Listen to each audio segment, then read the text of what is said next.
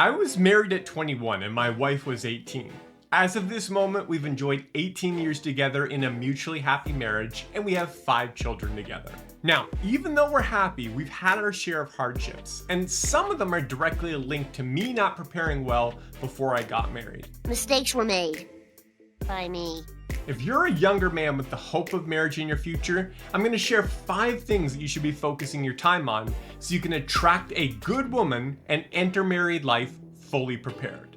The first 3 items help you fulfill your role as the provider of your family, followed by one on leadership as the head of your home, and a final one as your family's protector. Let's get into them now. Okay, the first item is to develop your skills and/or build a business.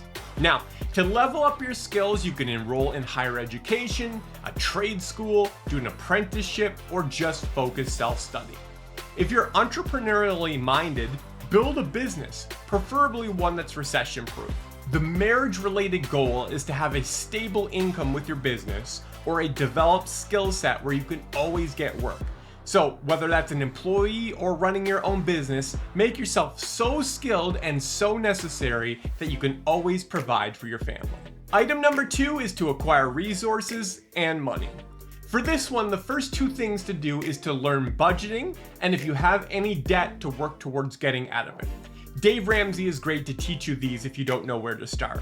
I'll put a link to one of his books in the video description. Now, when you're debt-free, work on building up your savings.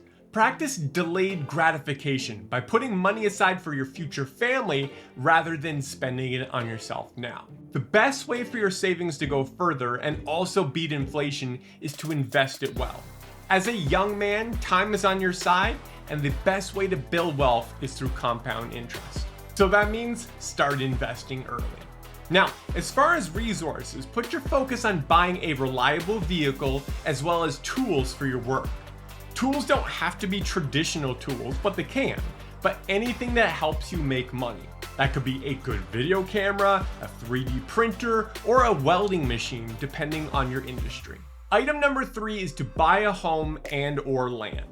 Your family is going to need a place to live, and a home is likely the most expensive asset you'll ever purchase, so start preparing for it early. This recommendation builds on the first 2 points because you're going to need savings for a down payment as well as a steady job to get approved for a mortgage. Think about what you would want in a home or land and write it down. Think through the logistics of how it can be used as a productive asset to assist you in your goals. If you're buying land, it should produce resources or money for you. So for example, do you want to farm? If so, will it be a commercial farm or a hobby farm? There's other options too, like gardening, running multiple properties on your land to rent out on Airbnb, building a shop to run a business. Also, don't forget that your home and land should be places of play and hospitality as well. Finally, don't just think years into the future, but think decades when you're choosing a town to live in and a piece of land to build a home and a business on. Think multi-generationally. Now it's time to move on from the man as provider to the man as leader.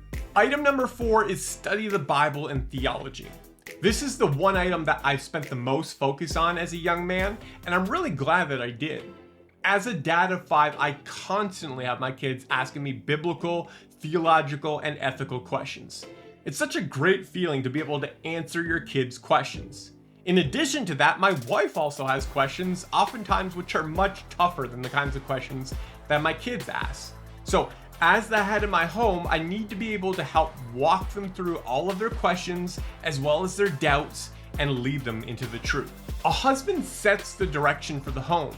He guards against error and evil, inoculates his family against the secular world, and encourages what is good. He'll choose what kind of church is best for his family and set household rules based on biblical ethics.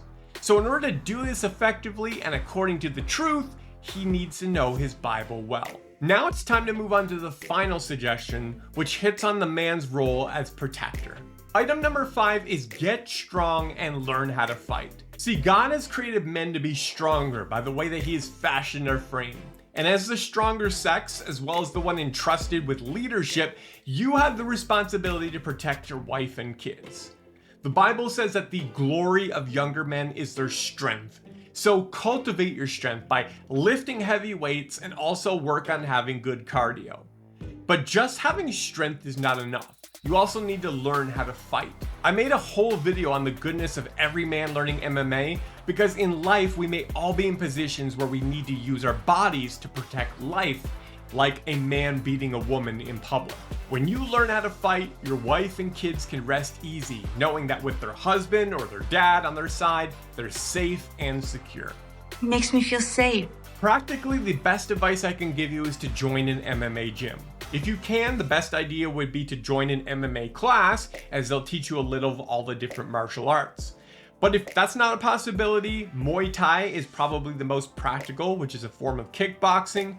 Jiu-jitsu or wrestling are some great options too, but you need to supplement them with some striking training. Finally, there may be times when you cannot defend yourself with your body, so also learn how to shoot a gun, and also save up to buy one for yourself.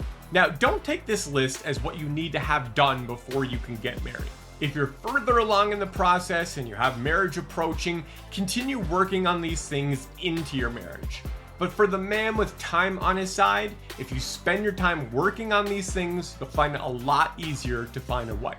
Women will respect and admire your proactivity, your ability to delay gratification for a higher good, your studied brain to lead well, and your strength to protect her and her future kids. You'll also be ready to immediately start taking care of your future wife with a home for them to live in and a source of income with savings to provide for their needs. If you want to dig deeper on this topic of what it means to be a godly, masculine man, then pick up the book It's Good to Be a Man, a handbook for godly masculinity.